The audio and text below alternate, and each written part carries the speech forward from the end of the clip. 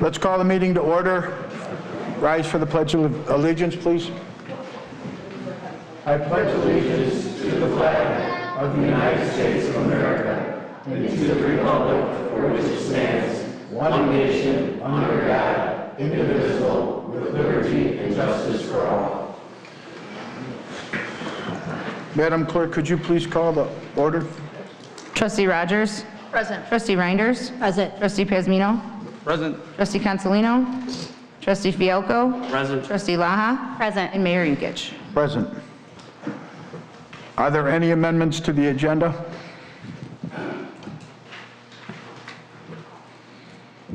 Okay. I need a motion for the minutes of August 10th, 2022. I'll make that motion. Second. I had a correction. I know Gina's not here. I think she did these minutes, but I had a correction. I addressed them with Christina, and it's relative to I-2. The motion did not carry. So I think she just had a typo there.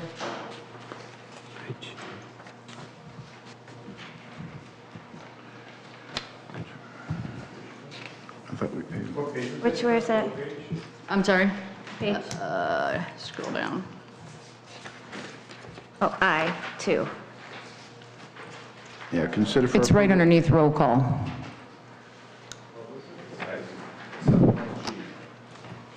It would be page 8. Page 8.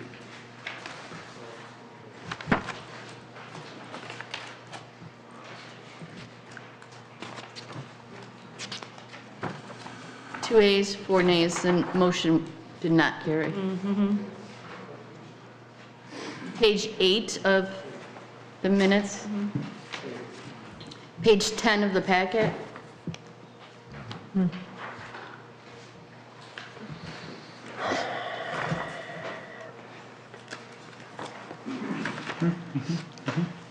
All right, so. Oh, you're just Christine- saying right where it said motion carried, right? Right underneath roll call. Okay, I get it.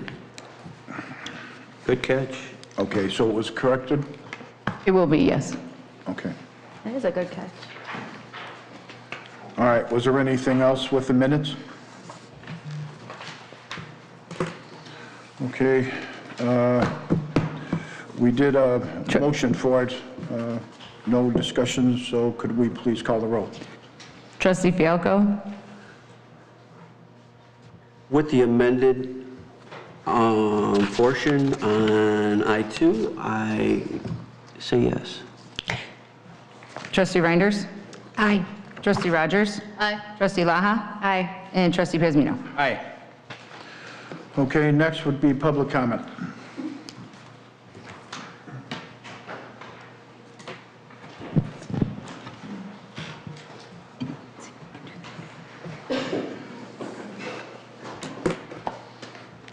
Thanks, Joe. First one would be Sharon Sweets. Take your time.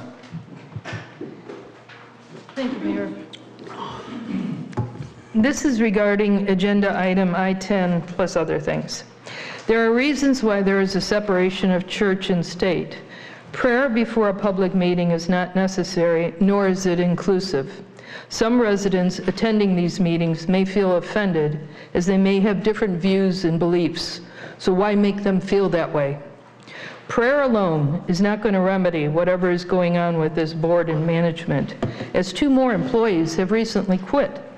Employees just don't leave good jobs unless they feel they are not treated with respect or treated fairly or something else is going on.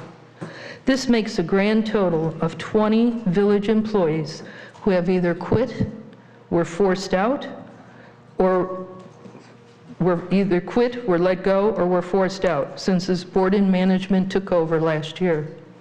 This type of exodus has never happened in the 21-year history of this village within such a short period of time. So what is the bottom line here? Is it to get so many other staff members to quit so you can infiltrate family and friends into these positions? I'm asking you, what is going on? You owe the taxpayers of this community answers. They are tired of paying your legal counsel over here to come up with these answers when it's your board's responsibility and job to do so. Thank you. Thank you, Sharon. Next would be Brent Portfolio.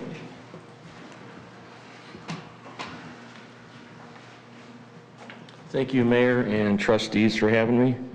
I wanted to talk about real quick new business, the Public Works Department tax levy. I wanted to shed some light on some historical data for comparison for the board. I went to the county today and I requested data from 2015 to 2020, a 5-year span for the taxes on the Homer Glen residents and businesses, to give a comparison to the 1.5 million that's suggested on the agenda. So the levies that were sent out by the road district from 2015 to 2020 increased from 4.3 million to 5.1 million over that span. As you know, and if you didn't know, there are things called half shares, which the road district would give back to the municipalities within the road district, which would be Homer Glen, Lockport, and small pieces of New Lenox and Lamont. So within that 5-year time span, the amount of taxes that were paid by the village of Homer Glen ranged in 2015 from 2.64 million to 2.84 million, on from the low side to the high side. The actual budgets for the road district only were about 60% of the total levy. So if you're looking for what the operating budget was for the road district for the 155 miles of the entire township, which included Homer Glen, that ranged from 3.7 million to 4.4 million. That was the budget. I don't know what it is now, but that's just historical data.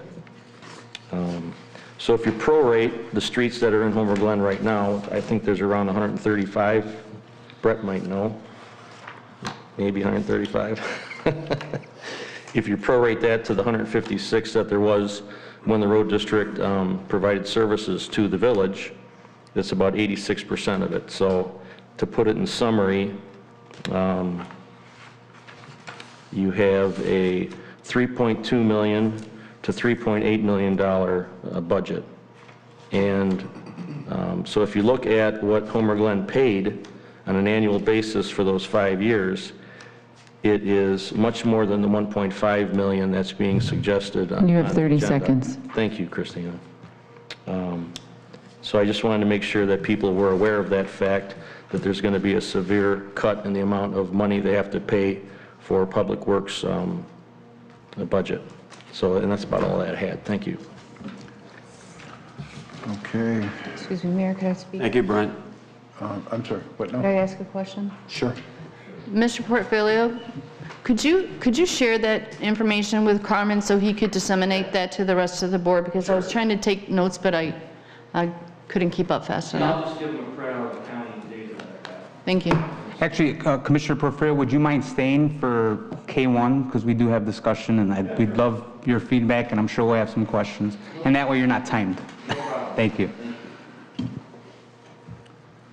Would it be helpful, though, before that discussion, would you have the paperwork to share that we could make copies now? Yeah, I got it on my truck. Oh, you've got copies made already. Okay, perfect. I got an original set that I can give you.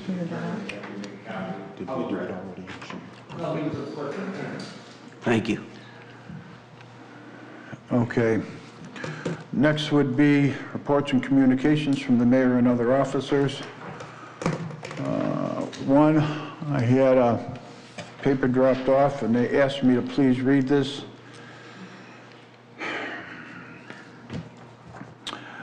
It starts out, "Hi Christina, I had planned on attending tonight's meeting, but now I can't. How can I get a public comment on the record? All it is this. I am not in favor of prayers to open village meetings. I do not believe it is legal. However, since I am not an attorney, I have other reasons as well. You are planning to vote on Christian prayers.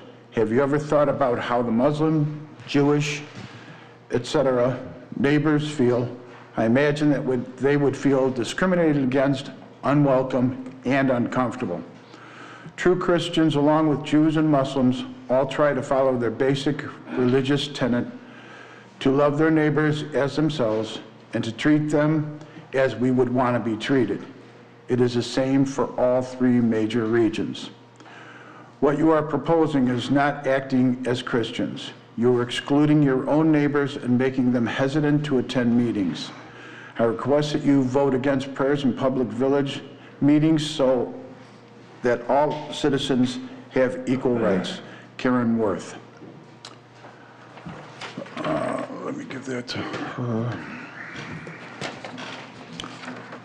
Probably. Yeah. Okay. Next on my report, it has gotten very dark now. It's like 5:15. It starts getting dark, and it gets very dark very quickly. Sometimes it's hard to drive down the streets to be able to see the curbs because there are no lights out there. So if everyone could please be careful. Kids are still out at around 5. Let's just keep the speed down and make sure everyone's safe. With that, we'll go to the trustees, and we'll start out with Ms. Lahat. All right, thank you, Mayor. First, I would, before I jump into my report, I'd like to congratulate the Homer Stallions super lightweight football team on their victory last weekend against the New Lenox Warriors. This team hasn't been defeated all year. Yep. The New Lenox Warriors haven't been defeated all year. In actuality, has not lost in 3 years at this level. So the Homer Stallions defeated them, and now we go on to the Youth Football Super Bowl on Sunday, and we will be playing the Orland Pioneers. So that game will be held at St. Xavier at 10 a.m. and the Homer Stallions would love to see support if you want to attend the game.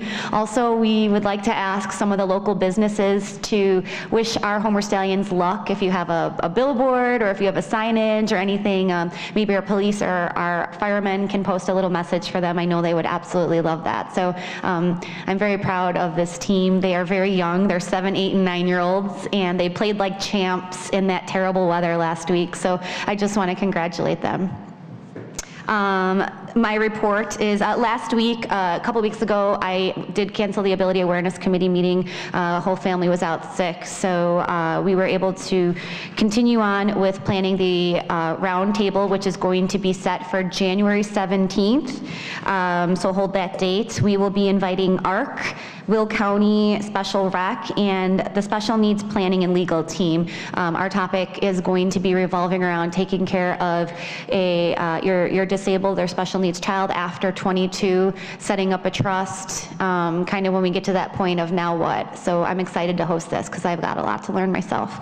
Also, following up with the accessible park, the swing, the Valido swing that the Ability Awareness Committee raised funds for is up there and out there, and we're extremely proud of that. So if you haven't already, I would go visit it.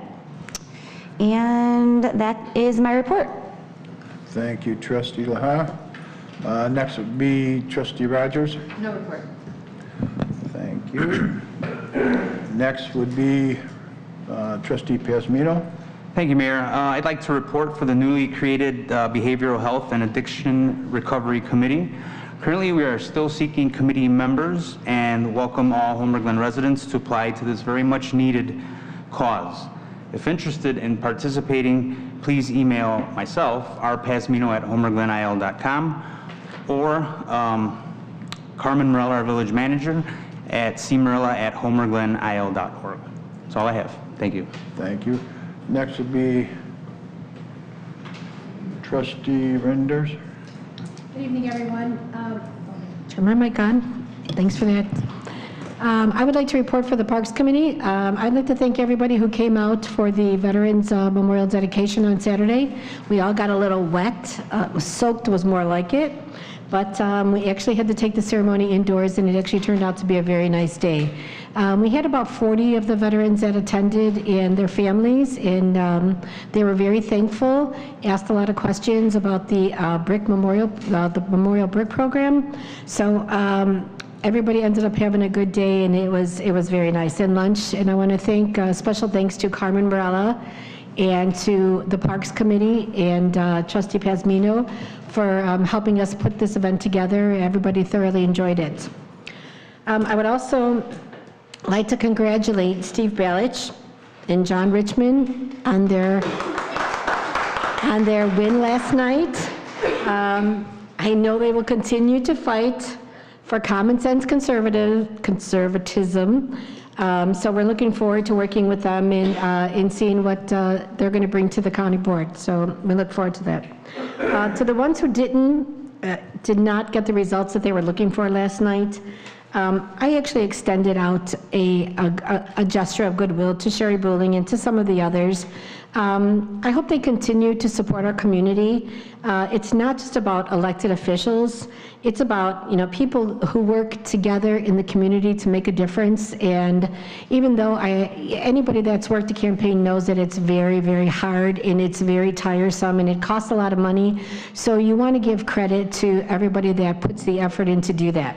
So kudos to them, and sorry they lost, but we look forward to working together with them in the future.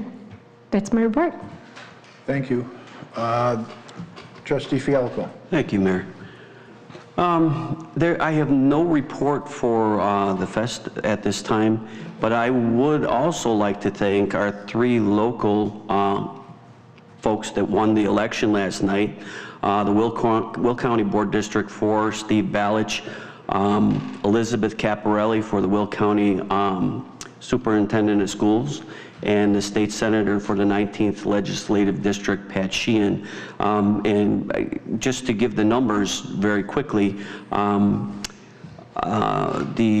Steve Balich got 13,819 votes. He won by 7,139 votes from the lowest vote. As far as Will County's Elizabeth, for the superintendent of schools, Elizabeth Caparelli had 101,379 votes with a margin of 6,425 votes, and Pat Sheehan had 29,739 with a winning margin of 13,241 votes. Just as Rose said, it's very hard to run an election. It's a long, laborious process, and I just want to say thank you to these 3 local candidates that won last night, and I'm sure that you will do your best job to represent the village and the community you live in, and once again, congratulations. That's it, sir. Thank you, sir. I would like to just state that the Sheehan race is too close to call at this point, so we're just waiting. The numbers I gave are off the Will County website at the moment. So, do you have corrected numbers to give me? I am not able to share those right now. Yeah. Thank you. Okay. Dan, you all set? Yes, sir. Okay. Next, village clerk. I don't have anything to report except that I do have my new computer, so I'm very excited about that, and hopefully the minutes will be on their way shortly. That's all. Okay. Thank you. Village attorneys. Eric? No report, Your Honor. Okay. Carrie? Thank you, Mayor. Okay. Public safety officials? You guys got anything? No, sir. Thank you. And village manager? Yeah, I do have something to report. We got our veterans celebration where we're delivering care packages. Tomorrow we'll be putting them together here at the Village Hall. Any volunteers that are looking to come to help out, I know some staff members like to get involved, and we got a couple trustees and a clerk to come in and work with getting the care packages together for the veterans. Really nice. They go out and deliver them on Friday. and we're very excited to be hosting that tomorrow. So I just want to let anybody know if they're looking for any, to volunteer, we definitely have some slots we can fill. Also, as everybody knows, Christmas lights are being put out throughout the village. We're not turning them on. I just want everybody to be aware as you're walking through the park and you see all these ornamental Christmas stuff, just be cautious. They're still kind of putting stuff together, and just want to say that. Other than that, I have nothing else to report. Excuse me, Mayor, do you guys want me to make copies of these now, so you guys have them, or how do you want me to do this? Because if I go back there, someone's going to have to take... Beth requested them. Do you prefer them now? No, if I'm reviewing them during the week. If you could make me a copy, that'd be great, because we're going to be discussing a little bit tonight. I'm Ruben? Rose? Nicole? For the rest of us, yes. Just the first 5? Okay, I'll go do that right now. Do you want a copy? Yeah, please. Thanks, Jamie. So that would be 5 of us. And then I'll make copies of everything else for you guys later. Okay. All right, next is consent agenda. Thank you. Consider for approval the accounts payable for the period of October 28th, 2022 through November 10th, 2022 in the amount of $298,154.79. Number 2, consider for approval the 2023 Illinois Municipal League Risk Management Association IMLRMA contribution invoice renewal in the amount of $103,453.02, plus the IMLRMA membership renewal in the amount of $17,500 for the total amount of $105,203.02. I'll make that motion. Need a second? Second. Okay. Is there any, no discussion? Christine, could you call the roll? Trustee Laha? Trustee Reinders? Aye. Trustee Rogers? Aye. Trustee Fialko? Aye. Trustee Pazmino? Aye. Okay, motion carries. Next would be legislation and action items. Consider for approval payment of the Village of Homer Glen September legal bills from legislative Attorney Odelson, Stirk, Murphy, Frazier, and McGrath Limited in the amount of $11,845.24. I'll make that motion. I'll second. Discussion? Madam Clerk, could you please call the roll? Trustee Pazmino? Aye. Trustee Laha? Aye. Trustee Fialko? Aye. Trustee Reinders? And Trustee Rogers? No. Okay, motion carries. Next, consider an approval for the payment of the Village of Homer Glen's September legal bills from Mahoney, Silverman, and Cross LLC in the amount of $4,742.50. I'll make that motion. I'll second. Discussion? Madam Clerk, please call the roll. Trustee Reinders? Aye. Trustee Rogers? Aye. Trustee Pazmino? Aye. Trustee Laha? Aye. And Trustee Fialko? Aye. Motion carries. Number 3, consider for approval ordinance number 22-049, an ordinance granting a variance to permit a mix of stucco and brick materials on the first floor of the dwelling in lieu of the exterior construction standards 75-67A, applicability and scope, type of building, or exterior construction standards 75-67A, applicability and scope and type of building or structure of the Code of Village of Homer Glen for certain real property located in the R3 Single Family Residential District of 13310 West Valley View Drive, Homer Glen, Illinois. So move. I'll second that. Discussion? Joe, I had a question for the stucco piece, and I know everybody's different, it's kind of brand-wise.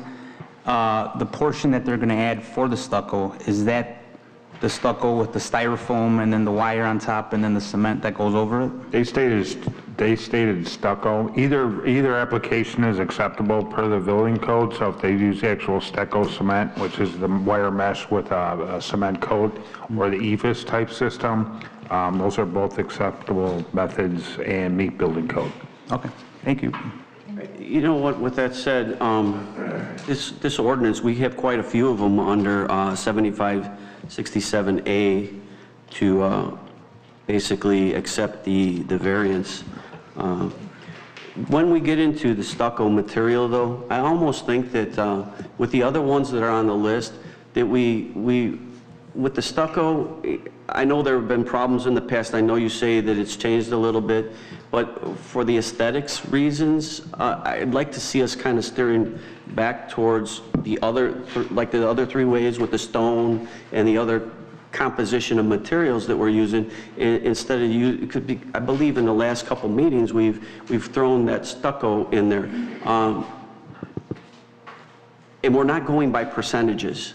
Right now, we're just kind of approving the variance, but we're not really adhering to percentages as to what we're allowing. And if the surrounding houses don't have that type of stucco, I know what it looks like. It can look nice, but over time, it doesn't always hold well. It discolors. If it gets a little pinhole in it, it changes colors quickly. It can promote mold. But I know the technology has changed in the meantime in the last couple of years.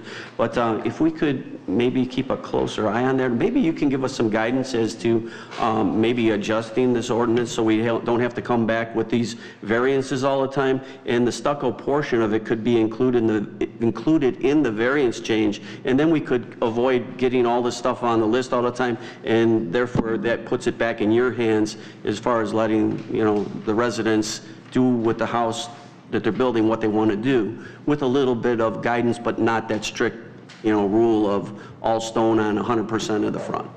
Trustee Fialko, I totally agree. I've been kind of looking at this ordinance because of the number of variances that we've come before the board in the last year. I think with the new materials that are on the market now and different methods and cost savings in lieu of just total brick or stone, it's something I'm currently reviewing and probably going to be coming before Public Safety Committee for some recommendations and then before the board. So that would be changes to 75-67A? Correct. Okay. Thank you, Joe. I'd also imagine that has to do with the trends of, of the architecture. There's a different style trend in architecture right now with this farmhouse type look, more so than the old brick Georgian type style two-story. So it's something I'm exploring and going to be coming back with. In your eyes, what they're requesting now, though, for this project, you're okay with it? All materials that are put on a home now have to meet building codes. All right. Thank you, Joe. I think that we've talked about this a couple of times. because we would have saved at least 4 different families from having to come through the whole entire process. Right. So, we've always just probably. I appreciate the fact that our process is pretty easy. It doesn't have to go through Plan Commission. It does. I'm hesitant to allow certain materials because I think even though they do meet building code, there could be inferior and deteriorate over time a little bit quicker. And I think that's something we want to be cautious if we allow that type of things, i.e. the vinyl siding type stuff. It did meet code, it does meet code, but I don't think that's what we want to see in our community. In this particular home, he has almost 90% of the first floor is all brick. Correct. Yeah, there's very little stucco. Yeah, so it's not a lot of stucco. Correct. Yeah. Okay. It says in here in the attachment A, though, I just had a question about attachment A, and it would be that third sentence, I believe it is, almost 85 to 90% of our homes' first floors will be brick. Yeah. It sounds like they're talking about more than, this is just one home and not a project. Correct. As far as I know. Correct. But yet, the verbiage in here almost makes it sound like there's more. There's more brick than there is stucco on the home. What they're saying is almost 85 to 90% of our home's first floor will be brick, which they're talking only about their home, right? Okay. Correct. Yeah. Thank you. I did not draft that letter. Any other comments? Madam Clerk, could you please call the roll? Trustee Rogers? Aye. Trustee Pazmino? Aye. Trustee Laha? Aye. Trustee Cancelino? Trustee Fielko? Aye. And Trustee Reinders? Aye. Motion carries.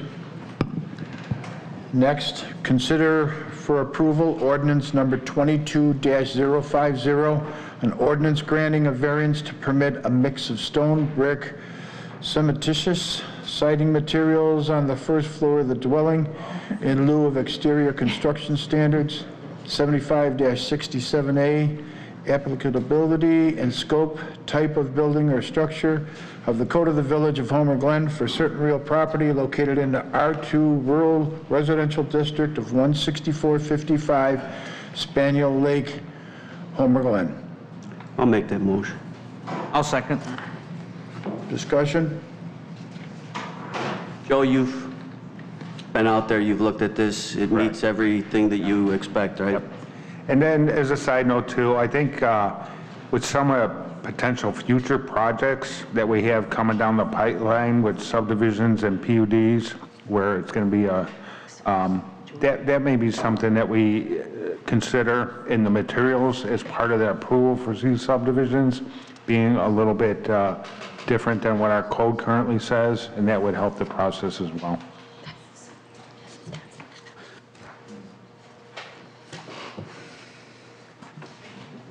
Any other discussion?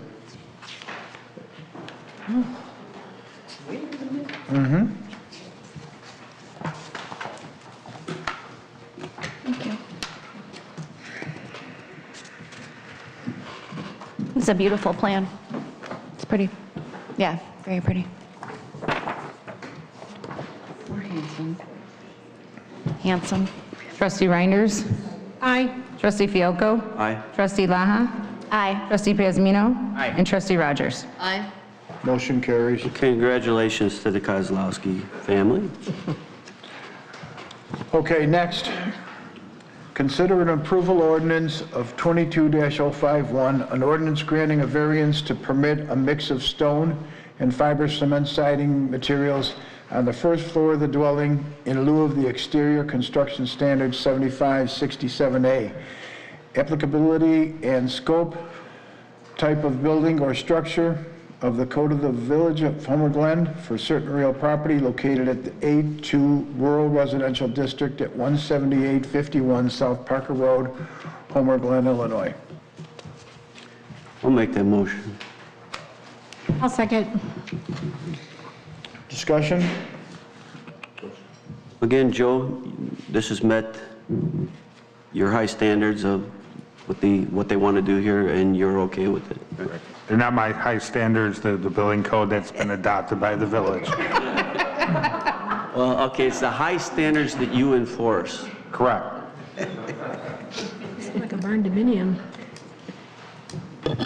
Is there any other discussion? Yeah, just want to make sure these I-6 is with the same piece of property too. So I don't know how that interacts with each other, but A2, that's all I have to ask on I-5. Thank you. No. Okay. Madam Clerk, please call the roll. Trustee Pazmino? Aye. Trustee Laha? Trustee Fielko? Aye. Trustee Reinders? Aye. And Trustee Rogers? Aye. Motion carries. Sorry, my mic check card didn't work. I had my mic off, sorry. All right, next, consider for approval ordinance number 22-052, an ordinance granting a variance to permit standing seam metal siding materials on the accessory structure in lieu of exterior construction standards 75-67A. Applicability and scope, type of building or exterior construction standards, 75-67A. Applicability of scope, type of building or structure of the Code of the Village of Homer Glen for certain real property located at the A2 Rural Residential District at 17851 South Parker Road, Homer Glen, Illinois. I need a motion. I will make that motion. I'll second. Discussion? Joe, with this out there, it sounds like this is more like a barn structure that's out there. The other one is, it is the house. Those are residents, right? And so with this out there, and this is in A2 rural residential district, I have not been out there. I don't see that this had any complaints of any kind from any neighbors, right? I have received none. If you look at attachment B too. Right, there's other barns Similar out there structures that similar. are down on Parker Road, down in that area. It's very rural. I don't see any negative, anything with this type of structure down there. Okay. Thank you, Joe. Everything set? Madam Clerk, please call the roll. Trustee Reinders? Aye. Trustee Pazmino? Aye. Trustee Fialko? Aye. Trustee Rogers? Aye. And Trustee Laha? Aye. Motion carries. Next would be consider for approval a reimbursement grant award under the Commercial Building Improvement Grant Program to SWC 87th and Stony LLC for eligible improvements at the 14035 through 14065 South Bell Road in the amount of $8,922.66. I need a motion. So move. I will second that. Discussion. I did notice, again, this is taking a huge chunk out of the $60,000 that was available under this program. So, Janie, where are we at number-wise after we distribute this check for this item? What would be left for other businesses? The balance that would be left, is this on? Yes, the balance, The yes. balance that would be left would be just under $37,000. It'd be $36,694.85. Okay. I just have something to note. On the supplement sheet, there was a condition with the motion that did not get written into the agenda for this item. Oh, it's in there, the lighting permit review? It wasn't, I don't believe that condition was read Oh, George. in the motion. Oh, I got you. I would, oh, well, we definitely need to read that into there then, I guess. Just covering our bases, Yes. because we have... Thank you for that catch. Contractor, 3 quotes, and the applicant can always choose the contractor. Is it normal that we would wait to award the grant money first before the permit review and approval is actually, gone through its process? Actually, the permit, it has been reviewed for a lighting permit, and the building permit is ready to issue for this. Oh. Yeah. Okay, so that's new information. Joe, did you work with them on that? That's through one of our third-party consultants, so that all information came back approved, and the permit is pending at this point. Pending this decision here tonight. I worked with them, Trustee Fialko, with our consultant. All right. Would you like me to read the condition into the minutes? Shouldn't George really read it into the rest of it to make it complete, no? Well, we can, but it's Yes. not mine. It goes after that following condition, George, that third sentence down. Yeah, if Ruben can simply amend his motion to include that condition and second it. All right, if that suffices. So I amend my motion to Include. Include the condition. the condition that's needed in order to go ahead and subsidize things like. Which is, Being a new, Oh, so just read it out of here? yep, it's in there. Okay, so we'll start. A new lighting permit review and approval will be required should the grant applicant plan to deviate from the approved specifications under the current permit. And I will second that.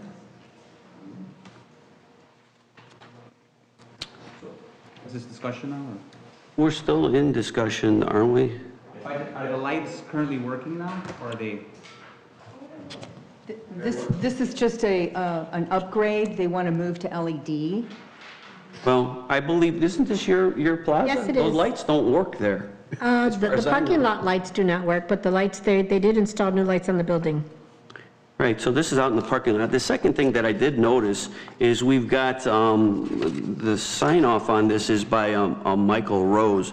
And I believe that's the same Rose, possibly paving company that got the money for Phoenix Restaurant for the repaving, the $10,000 that we gave out at the last meeting. I'm not exactly 100%, but it sure looks the same.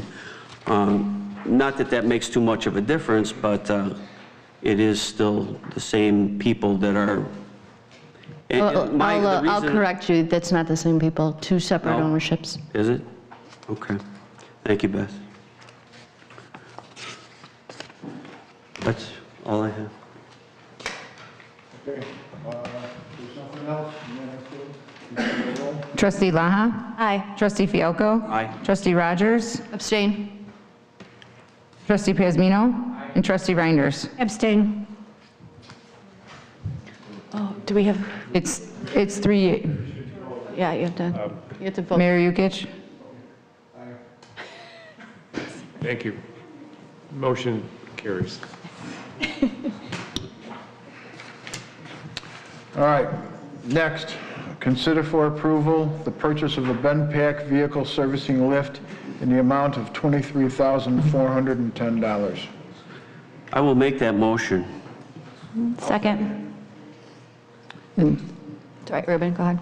It looks like the Admin and Finance Committee voted unanimously to recommend this approval. Although I did have a discussion with the village manager, and we were going to ask some questions about this. Brent Woods, if maybe I could ask you first. I know you need a lift to change the tires on the cars, correct? We already have a lift for the trucks, but this would be for the cars, right? Yeah, currently the current lift we have is an RE Hetra. It's an independent 4-post lift.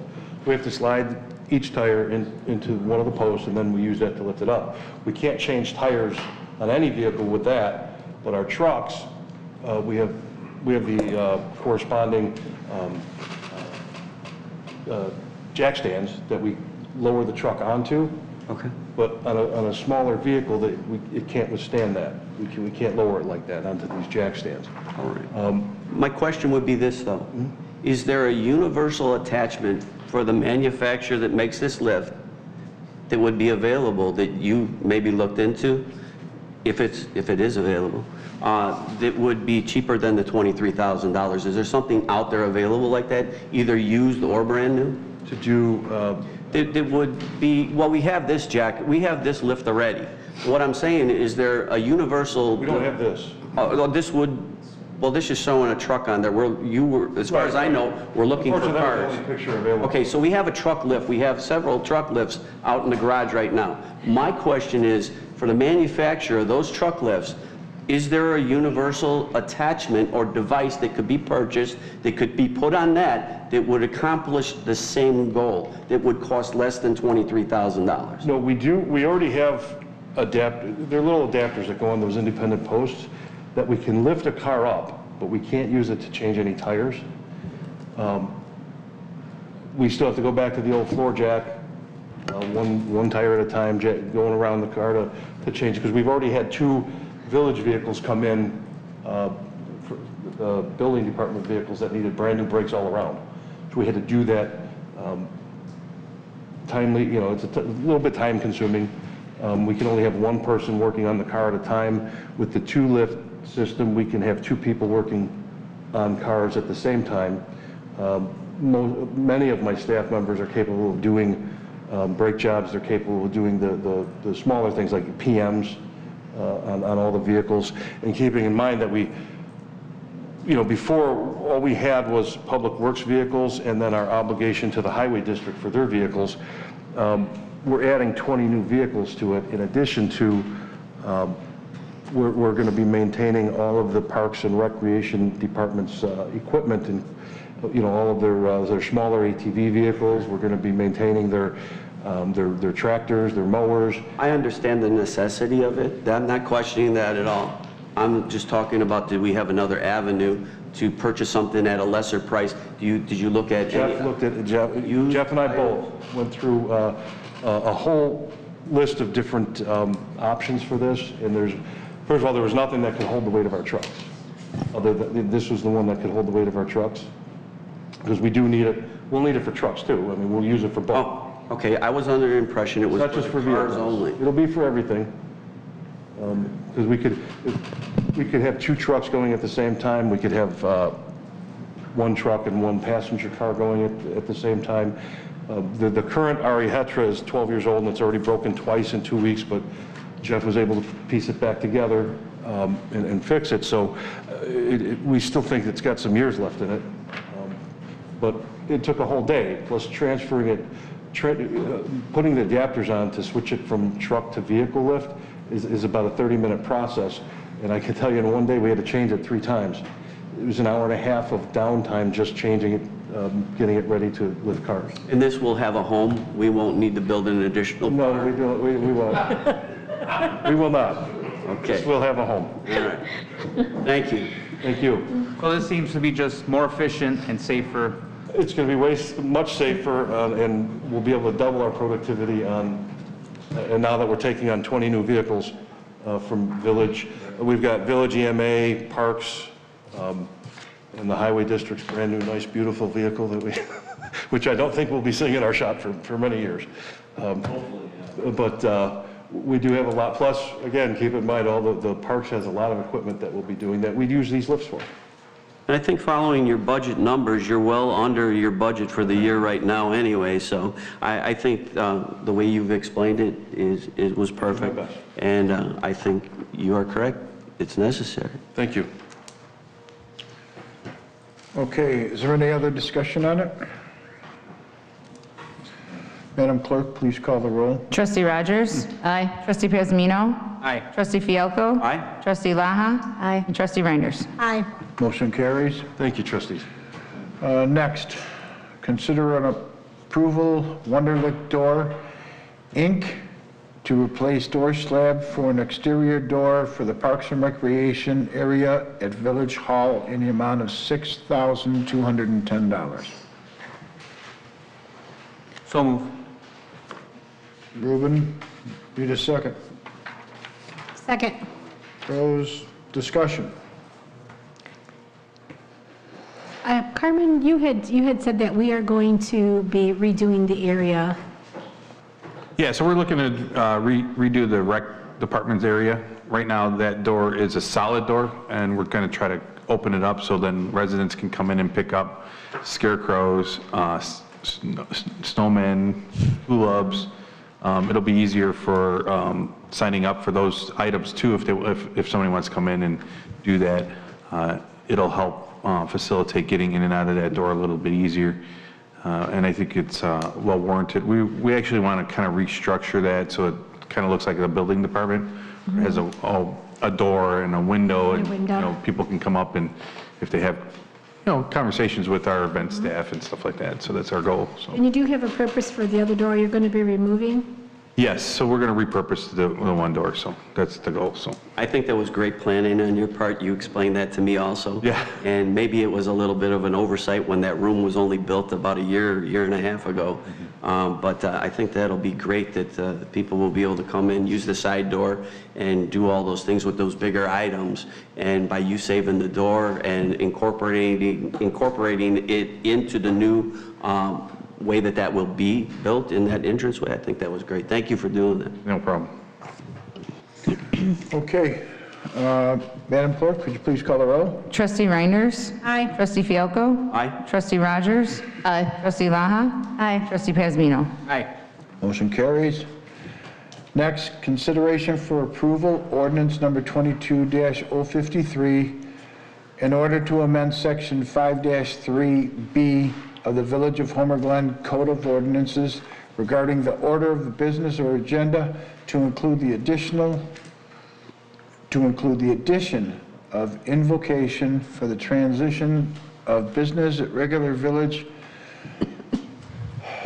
board meetings conducted within the Village of Homer Glen, Will County, Illinois. So move.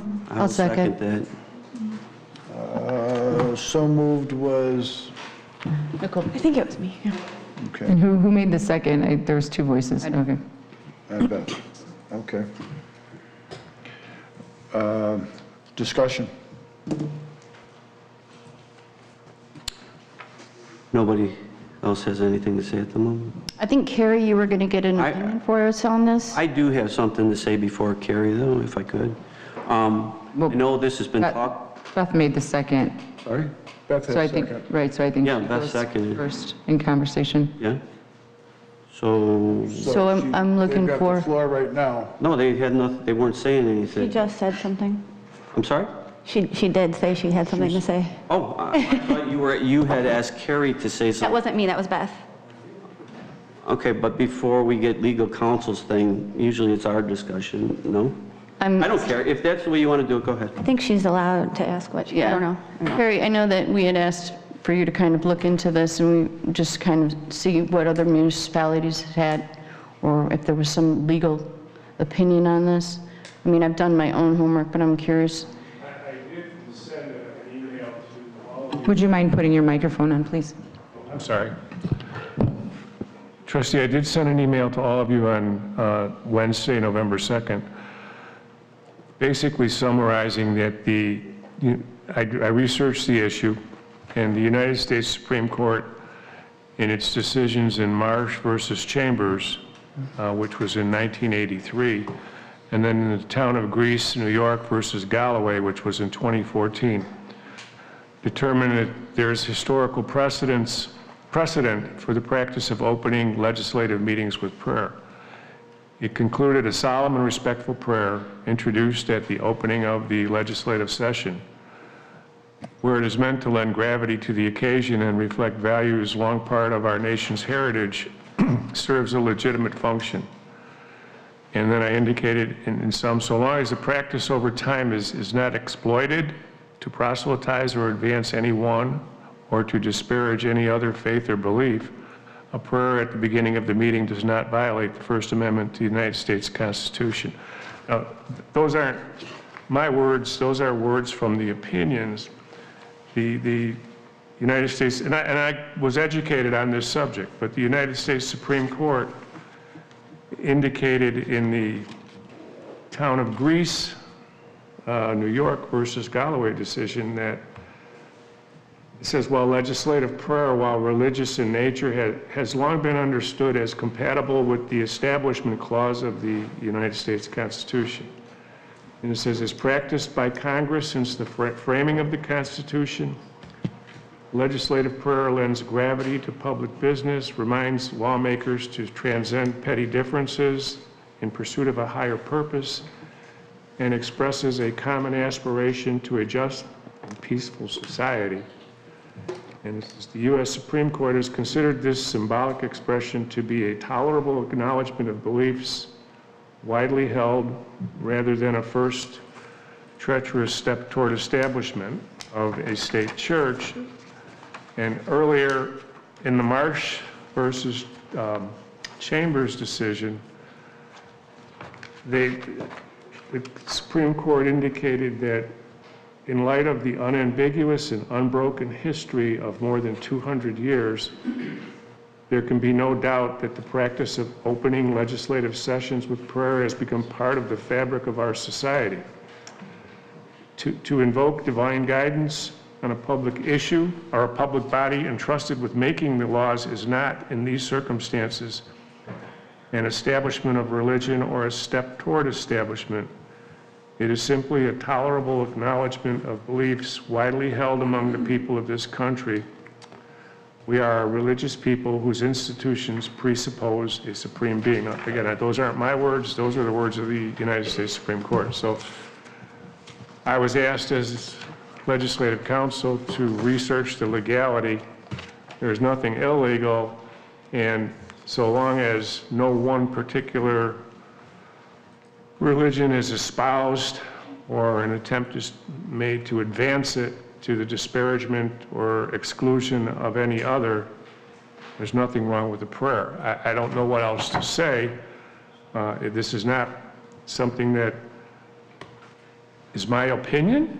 this is the opinion of the courts, of the highest court in the United States. So the people that are out there, my suggestion is that, and again, the ordinance just says you're going to do an invocation. It mentions nothing about any religion. It says nothing about any particular religion. And so as long as there's an attempt to you can stay within the confines of your municipality in terms of how you want to go about structuring this so that there's openness for all religions or whatever to participate. I don't see nothing unconstitutional about this, which is what I was asked to opine on and which I'm telling you now, okay? sometimes people... Okay, wait, I'm Trustee Fialko, point of order, I still have the floor. That being said, Nicole, I know you've been in Springfield quite a bit. I know they have some form of prayer there. What do they typically do? Yeah, so they do have a prayer before the Senate begins their meetings. It is non-denominational, right? So what they allow people to do, and the only reason why I know this is I actually called my legal counsel today because this is something that I was really interested in. I think it's interesting to me too. But they have a prayer. What they do though is they allow it to, you could sign up to give a prayer. Like, Ruben, if you want to give a prayer one day, you are able to go to the Senate and sign up for it, and you are able to do that. It is your right to go and pray on the Senate floor. It's regulated by time. There is a time frame. It's regulated by place. You could do it at the Senate, and it's regulated by manner, meaning no hate speech, no offensive nature. So that's how it's regulated. Other than that, they don't have the authority to regulate who gets to come and do the invocation. But it is pre-planned. It would be something that, I have no problem with this. I just would like to make sure that we do it in a graceful and respectful way. It's no secret that I am, a practicing Christian. So prayer is something very sacred and very, very important to me. I want to make sure that if this is something we choose to do as a board, that we are respectful to anybody who wants to come and be heard. I'm also a true supporter of our First Amendment rights, and we can't pick and choose when to support that. So I want to make sure that this dais is respectful. I know we will be. I know we all are. We're very respectful of that. But that's basically what the Senate does, is they do allow all faiths to come in and say something. So what my suggestion would be from my experience is that we maybe set guidelines, no longer than X minutes. Maybe, like Carrie said, we restrict or allow or invite people within our village borders, something along the lines of that to make this more community-based. So when you say they sign up, do they sign up when they would come to a meeting and sign up, or are they scheduling this ahead of time? So will there be 3 different prayers at one meeting, or is it? No, so we only do one. So they have a floor manager. So let's just say we have a calendar of meetings, the next 5 or 6 meetings. We say, okay, who wants to do prayer in 2 weeks? Who wants to do prayer in 4 weeks? Who wants to do prayer, and it's just an opportunity, an equal opportunity to be able to do something like this. That it is pre-planned, so like 4 people can't come and do the prayer that day. Is it on an agenda? That I don't know. I mean, I know we would have this on our agenda. Do you know if it's part of? Yeah, no, that I don't know. That part I don't know, just. Okay, thank you. Well, I was the one that asked for this to be put on the agenda, for one. For two, it's taken a while to get here today. But as far as the way I understand it, Nicole is right, that would be one way of doing it. But we could each take our turn here if we wanted to, and we could open it up to the public, or we could keep it close to the people on the board to just say the short prayer. And that would be okay too, right? Depending on how we want to do it. Or is your suggestion to reach out to all denominations that are out there, let them have the opportunity to give the short prayer? And the prayer, when we say prayer or we say invocation, I think it's taken out of context a little bit. It's it's 15 to 30 seconds, maybe a minute at the longest. It's not to get into all these details as far as that was never my, intention with this. It was, it said perfectly in here, to lend gravity to the proceedings and remind those present to transcend petty differences in their discussions. I don't see how it can hurt. And as long as we try not to get off kind of like that format, and we're not trying to make it about one specific religion. I don't think that was ever the intent when I brought it up. It was just to give a short prayer of inspiration and to move forward in our meeting. So based on those two things, could we do it that way? And the other thing is, when we're told that this brings in separation of church and state and the panic alarms are going off, is that correct, Carrie? Well, not according to the Supreme Court. It's not correct, no. The Supreme Court has looked at it more from a historical point of view. And those passages that I read from those two decisions indicate that they've looked at the history of the country. So they don't really look at it as any violation of what's called the Establishment Clause of the First Amendment, where for a government to put forth that a particular religion is going to be the religion of that particular body and establish it as part of the government, they would never allow that. But no, it's not. They look at it from a historical perspective, and that's the best I can say. It's their opinion that what you have suggested, as long as it's not used, as I said earlier, to proselytize any particular religion or group of religions, is fine. But if we go down that route, it has to be an established religion within the community of some kind. If we were to reach out, it just can't be anybody. If you all want to do it yourselves, you can. Right. I don't have any, that's not my call. I was asked to look at this from a legal perspective. That's my job. Right. I think something... How you want to go about doing it, as long as you keep it neutral, it's really all up right. to The you. township does it. You want to make it available to religious institutions or institutions within the village. That is your call. I would like to request that if we do go through with this... I'm still in discussion, please. This is relevant to what you said. Yeah, I know, but I have the floor right now, so point of order. Stan. Yeah. The township does it. The county does it. Lockport does it. This is where I kind of got the idea that we were missing out on something, is because Lockport does it, but I believe it was their police officer that came up to the podium. It wasn't like we were trying to make this big thing out of it as to who's going to do it and how long it's going to be. And I don't think that was ever the intention with bringing it to the board here. So I mean, if we could keep that in mind and keep it short and simple, and maybe start off with ourselves doing it, or as Carrie suggested, we could reach out to the community. I don't know what would be best, but I'd like to start at our next meeting. So however we could do that, that would be great. I'm done. Carrie, back to what you said, I think that if we are going to do this and support this, I think we need to come up with language that is set before. And I think we had talked about something like this earlier, inviting, like Trustee Fialco said, letting people know that this is a thing. Maybe Carmen, as a village manager, you can, write a letter to different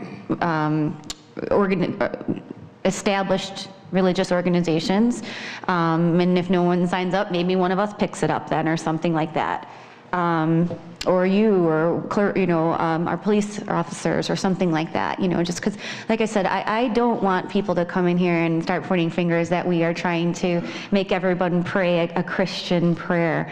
I have much respect for all religions in Homer Glen. As a matter of fact, I teach my child about many different religions, as I think it's so interesting and so beautiful to make sure that everyone is represented. So I just ask that out of respect for prayers and other people's religion, that we just have some sort of language set in place to honor what this truly is, and it could be something very beautiful. When you say language, you're not talking about a prayer language, you're talking about possibly inviting I just mean like guidelines. lack of anything better, inviting the congregation, or the heads of congregations throughout the village, saying, okay, we're going to do this. We have our meetings twice a month. These are when they are. Let us know if you can do it on give us 3 or 4 days when you can do it, and then we'll try to kind of spin the table or spin the wheel and see something to that effect. Just organize it to keep it, safe, and, do we want to put a time frame? Like, I don't know that we want anybody to stand up there for an hour, or, I want to make sure that we just have things set in place. Guidelines, thank you, guidelines. A few guidelines I think would be, very well said, Trustee Laha.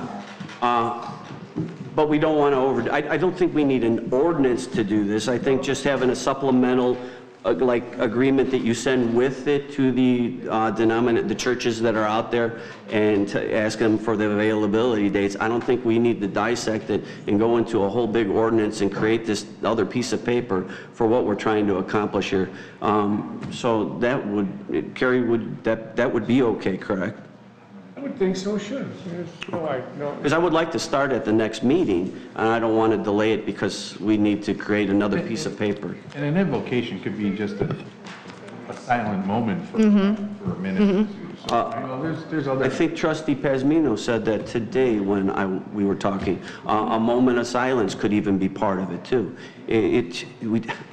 I never wanted it to get this complicated, but I understand the legalities of it, and we had to go there. And thank you, Trustee Laha, for your input. Prayer couldn't hurt. I mean, I think that any time prayer is looked at as a threat, I think that's why the world is the way it is right now. I wish we had more prayer and God everywhere. My 10 cents. And keep in mind that every time we hold this meeting, we say, one nation under God. I didn't see anybody run out and get offended. Right. Or when we take the money out of our pocket, because it says in God we trust, we don't throw the money out. Right. So I do agree with everybody here. If we organize it, we keep it just like public comment. You do your 3 minutes tops. And again, it can't hurt. Because this is one nation under God, and God could mean Allah, Yahweh, Lord. Everybody has their own God, and they pray their own way. So I don't think it would hurt at all. All right. I have talked to a couple of the churches, and a lot of them don't have interest in it for the reason of their people coming into a different church and feeling strange because now they're not in the church that they normally use. I think a lot of it also has to do with what language are they speaking and everything else. So what I would do is I would go to all the churches and synagogues and anything you have in this village and see if they're interested in it. If they're interested in it, they'll come and do it. If they're not, they're going to let you know. But the 2 priests that I did talk to said, no, my people like to come to their church. That's their home. That's totally their prerogative, you know what I mean? And I'm grounded in my faith. I know whose I am and who I serve, right? So, but I do think that this is something that, as long as we are open, like, Trustee Pazmino and Fialco have said, I don't see how it could be offensive. And honestly, I feel that we could be very thoughtful and very celebratory with this. I think it's a good idea you get to learn all about them too. Right, exactly, right. You just don't want to push them into a corner. Right, and I agree. You have to be careful because we keep using the word church. We're not just talking about no. church. Church, We're talking about it's just any church, synagogue. any structural denomination in the village of Homer Glen. 3 minutes, part of our agenda, as long as they're an organized, recognized affiliation. Church. By the way, Father Thomas Loya volunteered to do the first prayer from Byzantine Church on Wilkirk Road. He'll be more than happy to come down anytime we would like him to, but he did volunteer to do the first one. Thank you for I did speak with him, and he did not say no. Thank you. Well, let's send someone out to get... We have a list. Okay, and then we can go from there. Can I ask a clarification question, please? Where is this going to fall on the agenda? Is it right after the pledge? Yes, it's in the ordinance that's prepared. I just wasn't sure. Okay. I didn't know if that changed. And then the motion, are we adding any conditions in there? Based on the village's guidelines, there needs to be a guideline that we'll put out and hopefully put out before the next agenda. So, we don't have to vote on it, but so that all of the trustees have their input on these guidelines. Yeah, because we don't want to bring them in here and then have them feel uncomfortable because they're reading something that we don't understand or, so let's just get a list of people and go from there. I'm sure some of them would take it up because it brings people closer. Yeah. So, you'll handle it, or we're gonna get, Carmen? You got another job. I'd like to call the roll now, please. Okay, Madam Clerk, could you call the roll? Trustee Laha? Aye. Trustee Fialko? Aye. Trustee Reinders? Aye. Trustee Rogers?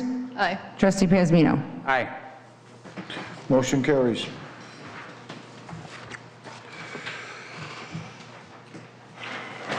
Okay.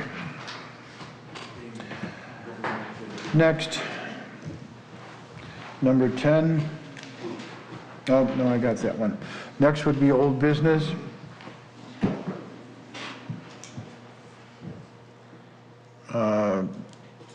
Under first one, it says discussion regarding canceling the November 23rd, 2022 Village Board meeting and the December 28th, 2022 Village Board meeting. Yeah, we have historically done this. I mean, since we've been here, we've always done that. To do it the day before Thanksgiving, I don't think you'd have a quorum. And the 28th, it's just more time to spend with your family and traveling and things like that. I don't think we've ever had those meetings. I'm in favor of also. Okay, was there any other discussion? Madam Clerk, please I call. don't think there's a roll call. I just want a consensus for everybody. It's just a sentence? Consensus, everybody? Trustee Laha, I didn't hear you. Yes? Yes? Oh, I'm sorry, I didn't know this was an action item, sorry. No, she's just wanting. Yes, Consensus, sorry, okay. yep, Okay. yep. Mhm. Make sure you don't want to be here on the day. I do not want to be here. Thank you.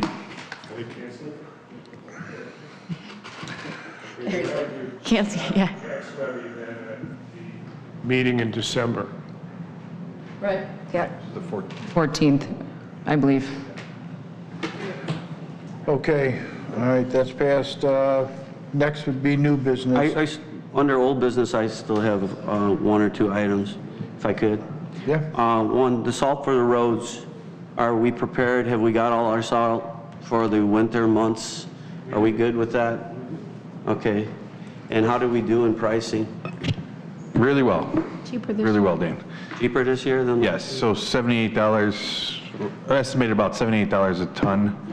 We have about 2,000 tons of treated salt already in the shed, and we're estimated 35, we got estimated of 3,500 tons for regular salt. Did we work with a co-op this time, or did we go off on our own? We went with state bid.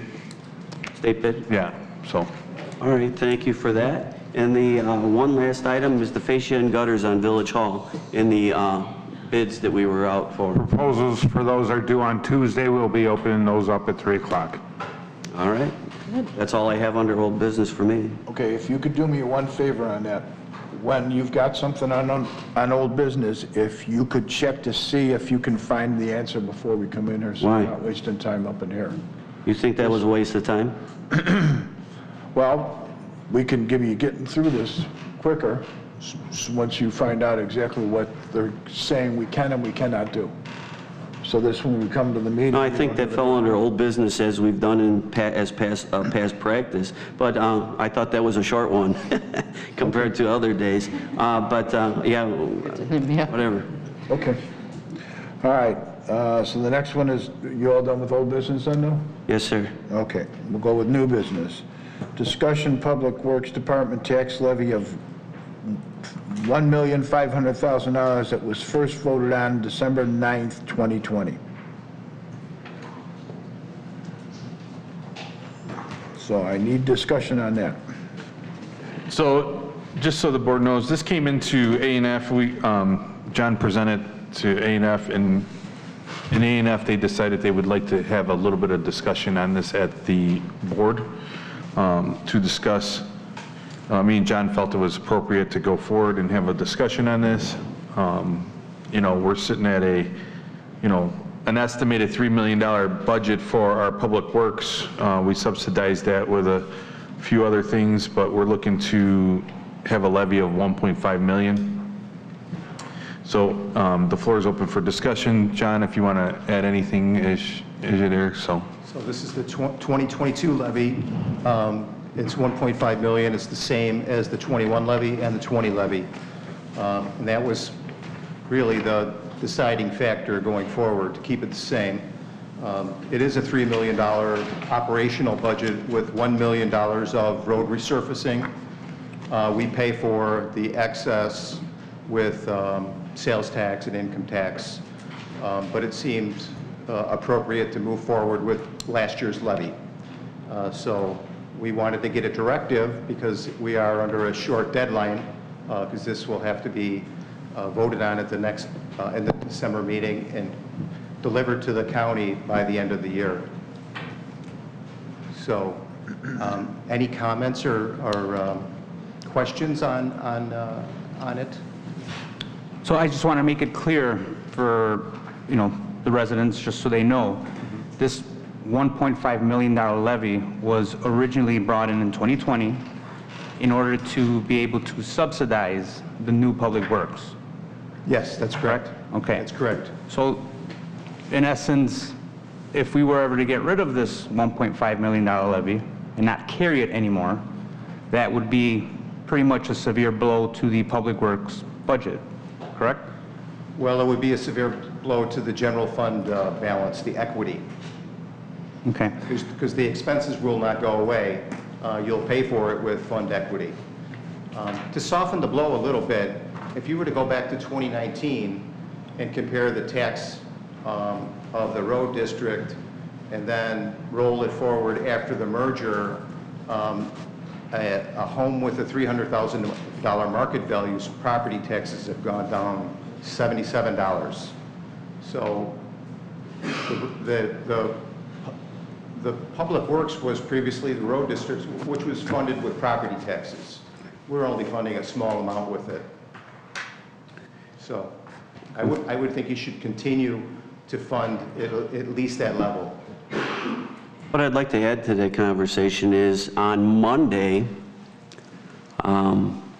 for the township meeting, Mr. Portfolio, who runs the road district for the township, lowered the taxes by 25%. Am I correct with saying that? Yes, sir.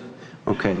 So he lowered the taxes 25% on the township side for the road district, and we have no plans of raising that 25% on this side. So in essence, what we've done is between the township and the village, we have actually lowered taxes once again. And thank you for doing that, Brent. And with us working together, that was our goal, is to reduce taxes. And I think we've kept our promise. Thank you, sir.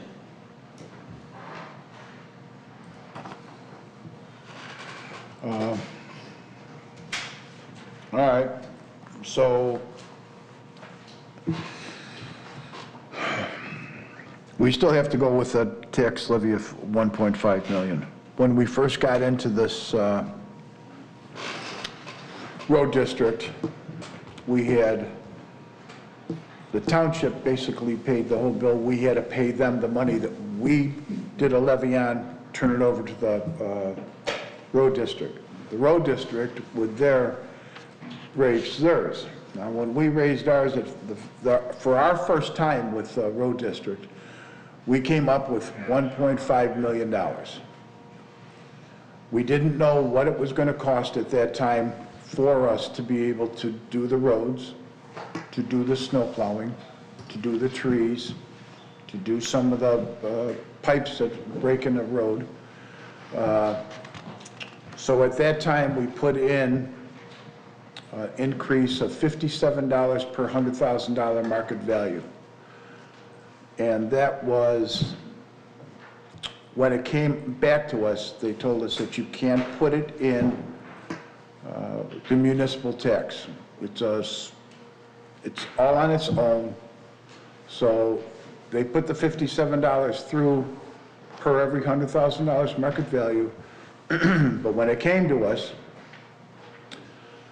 Will County had dropped it down to 49, John? That's correct. All right, so they dropped it down to $49. So we charged everyone $49 for every $100,000 under market value, and this we figured we could cover what we had. The only reason we didn't know what we had is because we have never done it before. We didn't want to raise the levy that the township did at that time, because they put almost every one of them was at $6 million. I knew we didn't need $6 million to do a road district here. I knew we could get it lower than that. We just didn't know how much lower. So they put that one in, and at the end of the year with the taxes, each resident paid $49 more per $100,000 of market value. Now, I don't know what the final figure came out at the end of the year list, or after the very first year. But what we also did is, when we did the levy for the extra $49, which Will County was going to pay us, we did it for a one-year term. It was supposed to go away after the into the second term. So now what we've done, unfortunately, it stayed there. So it still falls on last year's tax, and now it'll fall on this year's tax.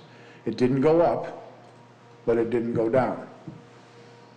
So we just want to let the residents understand it does take money to do all this. When we got done this year, we were way under. We were under $3 million. When we were with the township, they were spending over $6 million.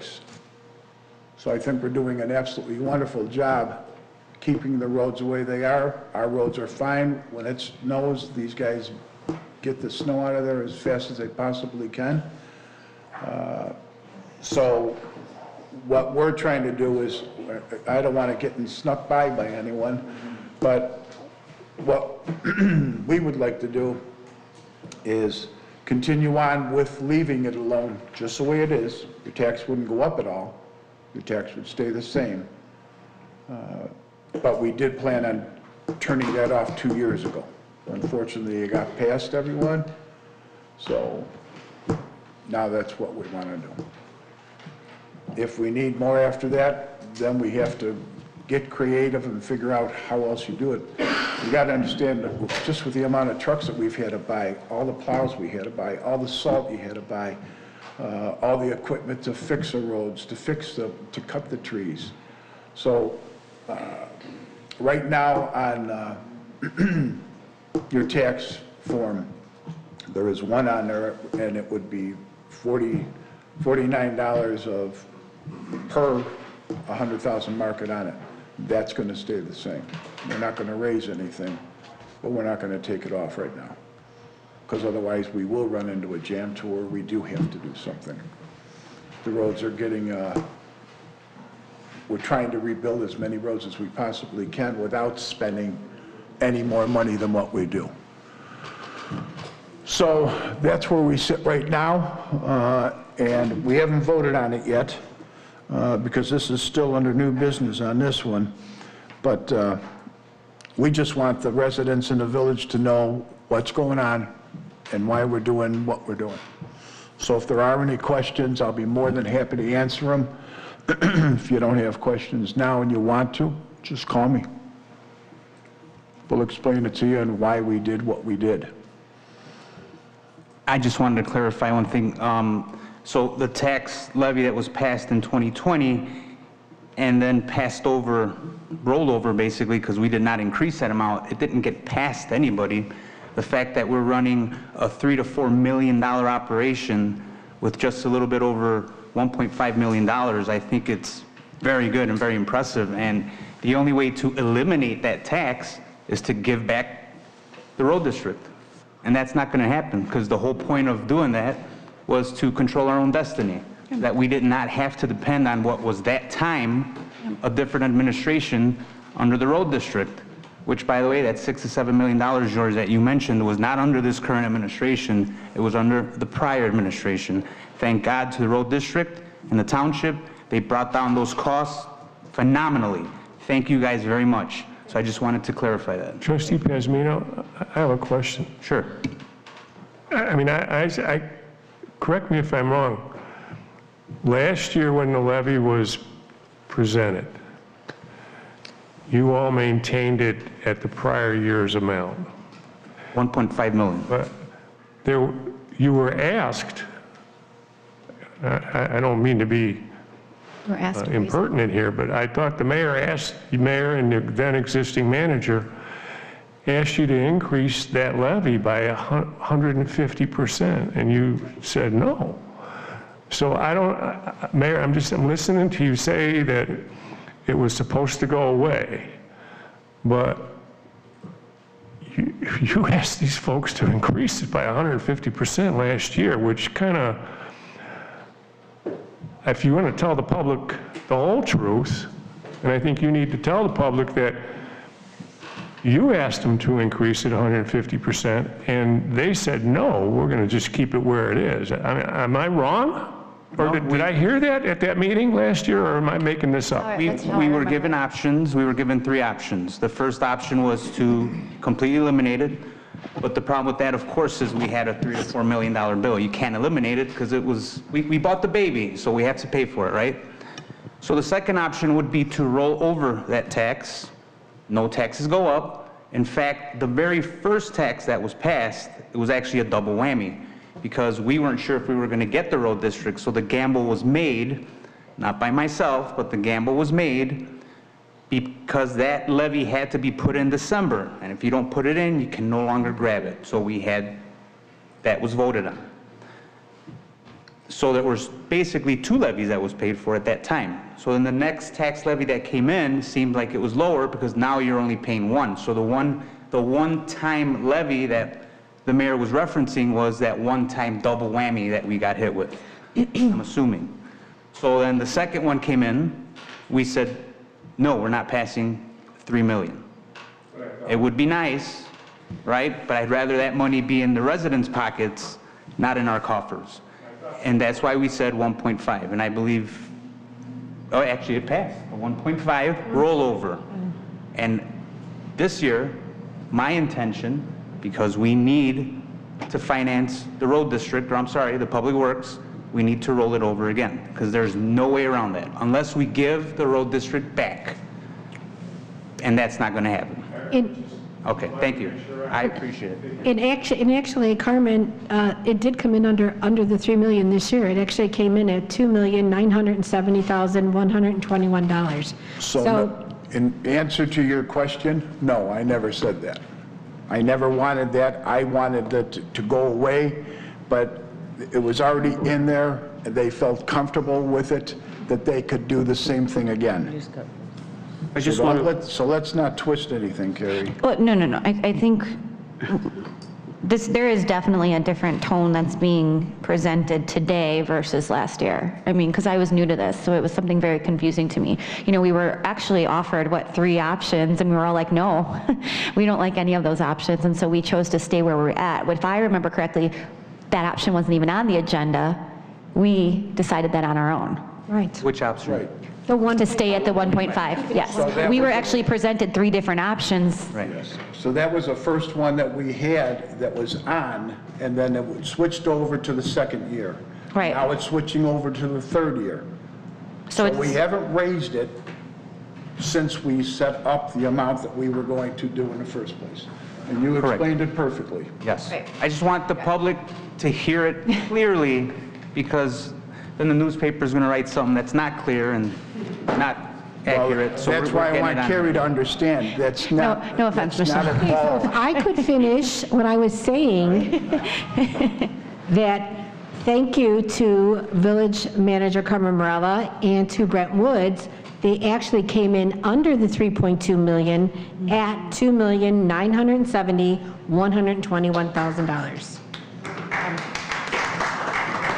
Just as a side note too, on December 9th, 2020, at digital tape marker 2 hours and 35 minutes and 11 seconds, Carrie Frilling said it wasn't a one-time expense. It reoccurs over and over because of gas, employees, and it's a reoccurring operating expense. And when that vote did come down, it was double taxation for the 1 year. That's what it was about, and that's what caused the mess. We were taxed by the road district, and we were also taxed by the village. That vote at that time, if anybody cares to look it up, was on December 9th, 2020 under J9, and we had 4 yeses, and the noes were Suisse and Pasmino at that time. But that still passed, and that was double taxation for that 1 year, and that's what was talked about and that everybody was upset about. So. Okay, well, hopefully at December's meeting, we don't have to go backwards and talk about what if and back then and what but. We're trying to move forward. So if we can talk about forward progress and forward progression instead of talking about, oh, well, remember in 2019 BC when you got, no, we're talking about how are we moving forward as a village, as a team, not who did what, who voted what, this and that. Let's just move forward. Mr. Portfolio, thank you for the information. If I have any questions, I'll reach out to you this week. Good information. I look forward to reading it. When we're in the process of learning how we got to a certain point, I don't think anybody's name was called out, if you felt that way. But when we have a process here and we're trying to figure out how we got here, and for the public to understand it, it is important what was said. And when I reference back to Carrie Frilling and what she said, that's important to be said. So we know why we're where we're at today and what we have to do. Working together as a team is very important, and that appears to be the direction this time, and I'm very happy for that. So thank you, Trustee Rogers. If I could just add one thing, the packet that we passed out to you was only the first 5 pages. The entire packet, we didn't get to print all of it, so Mr. Portfolio has the rest of it, just so you know. Okay. Jerry, do we have anything for executive session? Yes, the manager and I do have a very quick report we'd like to give you with respect to the status of negotiations with Local 150. It's a proper subject for a closed session under the Open Meetings Act, and so we would like to bring you up to speed and get some input from the board if we can.